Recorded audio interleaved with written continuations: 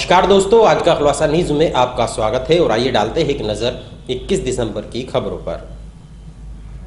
All India bank officers federation के आह्वान पर बैंक कर्मचारी व अधिकारियों की वेतन वृद्धि और बैंकों के विलय होने के विरोध में शुक्रवार को बैंकों की हड़ताल रही, जिस कारण बैंकों के बंद होने से बैंक उपभोक्ताओं को भारी परेशानियों का सामना करना पड़ा। शुक्रवार को all India bank officers federation के आह्वान पर बैंक कर्मचारियों और अधिकारियों की वेतन वृद्धि और बैंकों के विलय होने के विरोध में बैंकों की हड़ताल रही। जनपद के ज्यादातर सरकारी बैंक लगातार 5 दिन के लिए बंद रहेंगे। इन 5 दिनों में 2 दिन हड़ताल रहेगी। हालांकि इन 5 दिनों में 1 दिन बैंक खुलेगा, लेकिन कर्मचारियों की संख्या न के बराबर रहेगी। जनपद में बैंकों की हड़ताल का असर दिखने को मिला है। केंद्र सरकार द्वारा 3 बड़े सरकारी बैंकों का विलय करने का फैसला और बैंक कर्मियों के वेतन में केवल 8% वृद्धि करने के विरोध में बैंक यूनियन ने 21 और 26 दिसंबर को हड़ताल पर जाने का फैसला लिया है।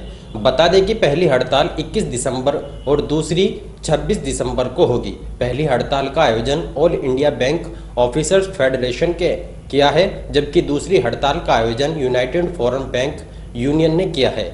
22 दिसंबर को महीने का चौथा शनिवार है और 23 दिसंबर को रविवार है।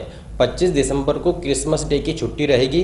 26 दिसंबर को United forum of bank union की हड़ताल रहेगी। 27 दिसंबर को दोबारा से बैंकों में कामकाज सामान्य हो पाएगा। शुक्रवार को भीम आर्मी एकता मिशन के पदाधिकारियों ने डीएम को प्रार्थना पत्र देकर आए दिन हो रही दलित महिलाओं के साथ उत्पीड़न और यौन शोषण की घटनाओं पर रोक लगाए जाने की मांग की है। उन्होंने मांगे पूरी न होने पर आंदोलन करने की चेतावनी दी है। शुक्रवार को भीम आर्मी एकता मिशन के पदाधिकारियों ने डीएम अखिलेश सिंह को ज्ञापन सौंपा, जिसमें उन्होंने कहा कि आईआईटी रुड़की जैसे संस्थानों में जातिवादी मानसिकता रखने वाले लोगों द्वारा आए दिन बदसलूकी एवं उत्पीड़न किया जा रहा है। जहां देश बनाने की शिक्षा दी जाती है, वहीं उसको नंगा भी किया जा रहा है। गरीबों की इज्जत से खिलवाड़ किया जा रहा है। उन्होंने कहा कि लड़कियों को उचित सुरक्षा उपलब्ध हो, ऐसा कानून बनाया जाए। आगरा की कक्षा 10 की छात्रा को दबंगों द्वारा पेट्रोल डालकर जलाने वालों के खिलाफ कार्रवाई की जाए। रुड़की में पीएचडी की छात्रा वहवी के साथ जाति सूचक शब्द व उत्पीड़न प्रोफेसर AK चतुर्वेदी द्वारा लंबे समय से किया जा रहा है, जिसकी निष्पक्ष जांच कराकर कार्रवाई की जाए। आगरा में जलाई गई युवती संजली के परिवार को 50 लाख रुपए का मुआवजा और सरकारी नौकरी दी जाए। परिवार को सुरक्षा व्यवस्था मुहैया कराई जाए। घटना में लापरवाही करने वाले दोषियों के खिलाफ कार्रवाई की जाए। सबसे पहली मांग हमारी यह है कि जो हमारे समाज की लड़की है संजली, जो आगरा से है, 3 दिन पहले उसके ऊपर पेट्रोल डाला गया और जो कि बहुत ही नाजुक स्थिति में कल उन्होंने अपना शरीर त्याग दिया है। पूरा इलाज भी हुआ, लेकिन इतनी बुरी हालत उनकी थी, उनको पेट्रोल से जलाया गया था कि वो ठीक नहीं हो पाई है और उस समाज की लड़की ने दम तोड़ दिया है। कल हमारी शासन से, प्रशासन से, सरकार से और केंद्र सरकार से मांग है कि उस लड़की को न्याय मिलना चाहिए। जो उसके हत्यारे हैं, जिन लोगों ने ये काम किया है, उनके खिलाफ कार्रवाई होनी चाहिए और उनको गिरफ्तार किया जाए। दूसरा हमारा मामला है, दूसरा मुद्दा ये हमारा ये है कि जो रुड़की संस्थान, जो कि जहाँ पे शिक्षा प्राप्त की जाती है, इतने बड़े संस्थान के अंदर जाति सूचक शब्द किसी महिला को बोले जाते हैं, जो कि एक यौन शोषण उत्पीड़न किया जा रहा है, उसको बार बार टॉर्चर किया जा रहा है कि आप SC ST से हैं, आप फेलोशिप के द्वारा यहाँ पर आते हैं, आप वो करते हैं, उनको टॉर्चर हर तरह से जाति सूचक शब्द उनको बोले जा रहे हैं। मेरी सरकार से भी, हमारी भारत एकता मिशन की ये मांग है कि उन 200 खिलाफ, जो कि वहाँ के प्रोफेसर हैं AK चतुर्वेदी जी, उनके खिलाफ कार्रवाई होनी चाहिए और उनके खिलाफ मुकदमा दर्ज होना चाहिए, उनको बर्खास्त किया जाना चाहिए, उनको गिरफ्तारी होनी चाहिए। ये हमारी मांग है। अगर शासन प्रशासन उन पर कार्रवाई नहीं करता है, उन लोगों को गिरफ्तार नहीं करता है, तो भीम आर्य भारत एकता मिशन आंदोलन करेगी, जिसकी जिम्मेदार शासन और प्रशासन होगा। सपा प्रवक्ता प्रोफेसर सुधीर पवार ने कहा कि राजस्थान, छत्तीसगढ़ और मध्य प्रदेश हारने से भाजपा का विजय रथ रुक गया है। देश की जनता किसी को भी तानाशाह नहीं बनने देती। समय आने पर वे ऐसे लोगों को उखाड़कर फेंकने का काम करती है।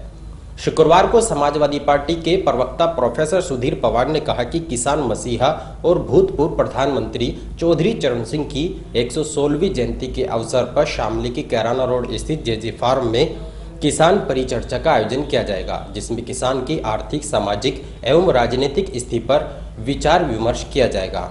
परिचर्चा में चौधरी चरण सिंह विचार मंच के अध्यक्ष सुरेंद्र कुमार वर्मा, अवकाश प्राप्त जनरल आरबी साई, महाप्रबंधक डेयरी राजस्थान डायरेक्टर शीशपाल खोकर, अवकाश प्राप्त जनरल प्रताप सिंह नारवाल शामिल रहेंगे। इसके अलावा सहदेव बेधड़क अपने भजनों की प्रस्तुति करेंगे। इसके अलावा उन्होंने कहा कि राजस्थान, छत्तीसगढ़ और मध्य प्रदेश हारने से भाजपा का विजय रथ रुक गया है। आगामी 25 दिसंबर को मनाए जाने वाला क्रिसमस डे पर्व को लेकर बाजार सेंटा क्लॉज सजने सहित क्रिसमस डे पर प्रयोग होने वाली वस्तुओं से गुलजार हो गए हैं। क्रिसमस डे की खरीदारी भी बाजारों में बड़े पैमाने पर की जा रही है। बड़ा दिन क्रिसमस डे को लेकर शामली के बड़ा बाजार स्थित अशरफी लाल जगदीश प्रसाद की दुकान साज सज्जाओं से सजनी शुरू हो गई है। दीपावली, ईद, होली, बकरीद की तरह जनपद शामली में भी क्रिसमस डे मनाया जाता है। गिरजाघर में प्रार्थना होती है और स्कूलों में क्रिसमस डे पर सेंटा क्लॉज बनकर बच्चे टॉफियां वितरित करते हैं। भारत देश की अनेकता में एकता की मिसाल 25 दिसंबर को जागृत दिखाई देती है, जब लोग क्रिसमस डे के पर्व को धूमधाम के साथ मनाते हैं। क्रिसमस डे पर प्रयोग होने वाली वस्तुओं से सजी दुकान के स्वामी अशरफी लाल जगदीश प्रसाद ने बताया कि लोगों में क्रिसमस डे को लेकर बड़ा ही उत्साह है और लोगों द्वारा जमकर खरीदारी की जा रही है। सेंटा क्लॉज की तरह तरह के उपहार और वेशभूषाओं को खरीदने में शामली की जनता रुचि दिखा रही है। कैराना में जबरदस्ती घर में घुसकर अश्लील हरकतें करने और विरोध करने पर जान से मारने की धमकी देने वाले दबंगों के खिलाफ पीड़ित महिला ने पुलिस को तहरीर देकर कार्रवाई की मांग की है। कैराना क्षेत्रीय गांव ईसोपुर खुरगान निवासी एक महिला ने कैराना पुलिस को तहरीर देकर बताया कि गत रात्रि वह अपने बच्चों के साथ घर में सो रही थी। आरोप है कि इसी दौरान गाँव के 4 युवक घर में घुस आए और छेड़छाड़ शुरू कर दी। पीड़िता द्वारा विरोध करने पर आरोपी मौके से जान से मारने की धमकी देकर फरार हो गई। पीड़िता ने मामले में जांच कर कार्रवाई की मांग की है। समाज कल्याण विभाग के द्वारा कांदला क्षेत्रीय गांव गंगेरू में आधा दर्जन से अधिक दिव्यांगों को ट्राईसाइकिल वितरित की गई। शुक्रवार को दिव्यांगजन सशक्तिकरण विभाग के द्वारा क्षेत्र के गांव गंगेरू निवासी दिव्यांग अरविंद, अनुज, कलीमुल्ला, मंगता, हारून, अनीस, कृष्णा, हाशिम और सलीम को दिव्यांगजन सशक्तिकरण के योजना के अंतर्गत निःशुल्क ट्राईसाइकिलों का वितरण किया गया। और इन्हीं खबरों के साथ समाचार बुलेटिन यही समाप्त है। दीजिए इजाजत, नमस्कार।